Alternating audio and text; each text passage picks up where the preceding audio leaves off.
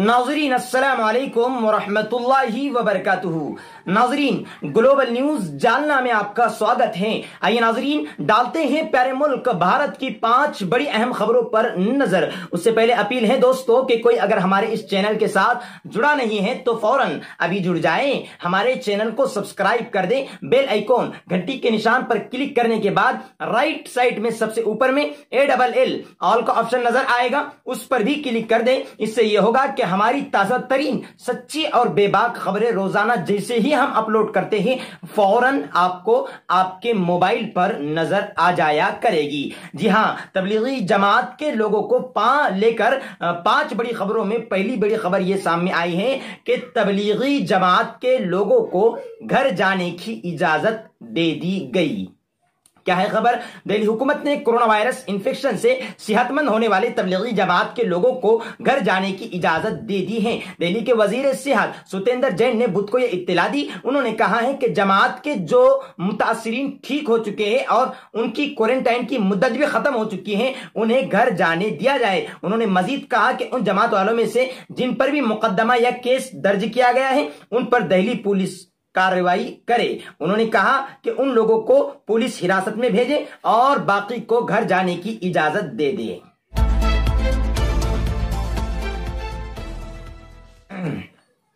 नाजरीन 5 बड़ी खबरों में रियासत तेलंगाना से बड़ी दिलचस्प खबर सामने आई है। जी हां, दिलचस्प इसलिए भी कहा कि यह खबर हमारे प्रधानमंत्री के मुद्दों से जुड़ी हुई है। जी हां, हमारे देश के PM माननीय प्रधानमंत्री नरेंद्र जी मोदी जिन्हें बड़े अक्लमंद है, बड़े होशियार हैं, और वो होशियार है इसलिए मैं उनका फैन हूं। उनको ये भी पता नहीं है कि मजदूरों का क्या हुआ, गरीबों का क्या हुआ।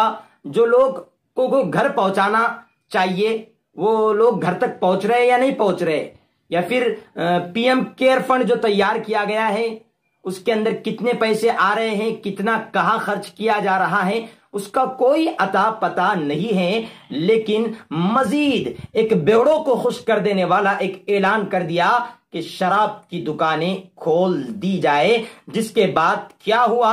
सोशल डिस्टेंसिंग, मास्क, धारा 144 और लॉकडाउन का सुनिए आज की खबर। शराब की दुकानात पर तवील कतारें, मास्क भी न दारद यानी मास्क भी नहीं है, समाजी दूरी बालाए ताक हो चुकी है। तेलंगाना में कोरोना वायरस के फैलाव के लिए दिल्ली में तबलीगी जमात के मरकज में मुनअकीदा इज्तिमा को जिम्मेदार करार देने वाले वजीर सेहत ईटाला राजेंद्र आज कहा है रियासत भर में शराब की फरोख्त की इजाजत के साथ ही दुकानात के बाहर सुबह से तूफाने बदतमीजी देखा जा रहा है। सैकड़ों की तादाद में खरीदी की ख्वाहिशमंद कतारों में बारी का इंतजार कर रहे थे और बड़ी तादाद में शराब की दुकानों पर कतारें नजर आ रही है और एक तूफाने बदतमीजी देखा जा रहा है। क्योंकि तूफाने बदतमीजी ही कहना पड़ेगा कि जो आदमी शराब पीता है वो कितना बड़ा गुनाह करता है शराब पीने के बाद,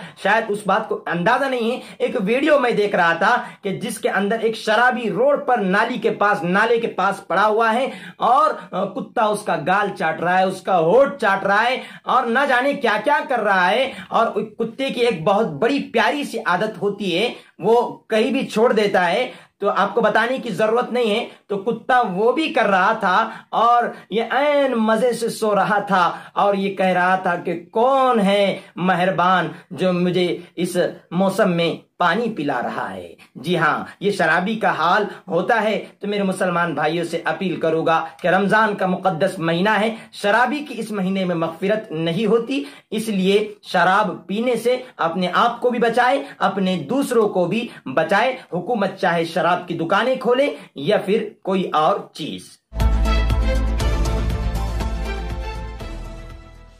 नाज़रीन एक बहुत बड़ी खबर यह आई है कि मुल्क में पेट्रोल के दाम आसमान की बुलंदियों को छू रही है।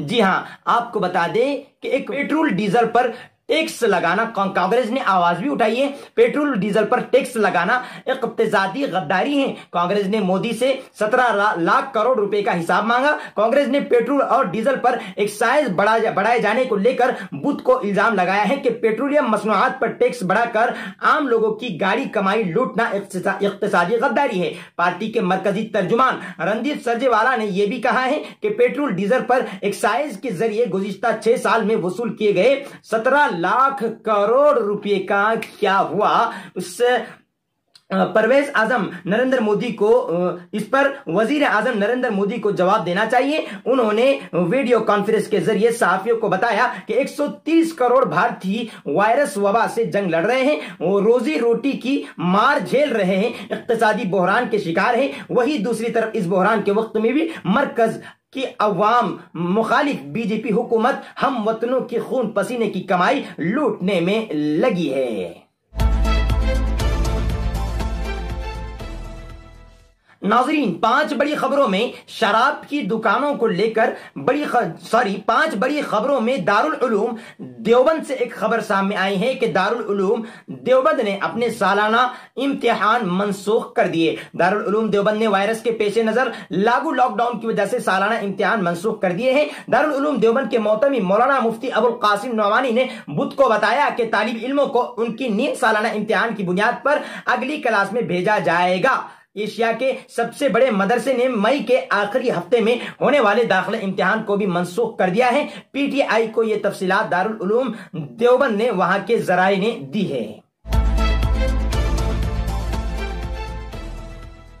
नाजरीन, 5 बड़ी खबरों में शराब की दुकानों को लेकर एक और बड़ी खबर सामने आई है कि शराब की दुकान खुलने से 40 दिन की मेहनत पर पानी फिर जाएगा। बीजेपी एमपी ने खत लिखा। बीजेपी की सरकार है और सरकार के आदेश के मुताबिक जो है शराब की दुकानें खुली हुई है, तो बीजेपी के ही एक सांसद हैं, उन्होंने खत लिखा है कि 40 दिन की मेहनतों पर पानी फिर जाएगा। मुल्क की कई रियासतों में शराब की फरोख्त शुरू हो गई है। उत्तर प्रदेश में भी पीर से शराब के ठेके खुल गए हैं। कानपुर के भाजपा एमपी सत्यदेव येचुरी ने शराब के ठेके खुलने की मुखालिफत की है। उन्होंने वजीर आला योगी आदित्यनाथ को खत लिखकर रेड जोन में शराब की फरोख्त बंद करने की दरखास्त की है। उन्होंने कहा है कि जो रेड जोन वाले जिले हैं वहां अब शराब की दुकानें ना खोली जाए। कानपुर से बीजेपी के लीडर येचुरी ने योगी आदित्यनाथ को खत लिखकर कहा कि लॉकडाउन में शराब की दुकानों में भीड़ जमा हो रही है, लोग सोशल डिस्टेंसिंग पर अमल नहीं कर रहे हैं। मेंबर पार्लियामेंट ने हुकूमत की 40 दिन मेहनत बर्बाद होने का खदशा जाहिर किया है। जी हां, 40 दिन की मेहनत जाये हो सकती है। शराब की दुकानें जिस तरह भीड़ नजर आ रही हैं, तो यह खदशा जाहिर किया जा रहा है कि जो 40 दिन हमारे देश ने, हमारे डॉक्टर्स ने, हमारे पुलिस वालों ने और पूरे देश ने, सारे समाज के लोगों ने मिलकर कोरोना वायरस से जंग लड़ी और उस पर काबू पाने की कोशिश की, जो मेहनत की, वो मेहनतें शराब की दुकानें खुलने से जाये हो सकती हैं। सरकार को ध्यान देने की जरूरत है।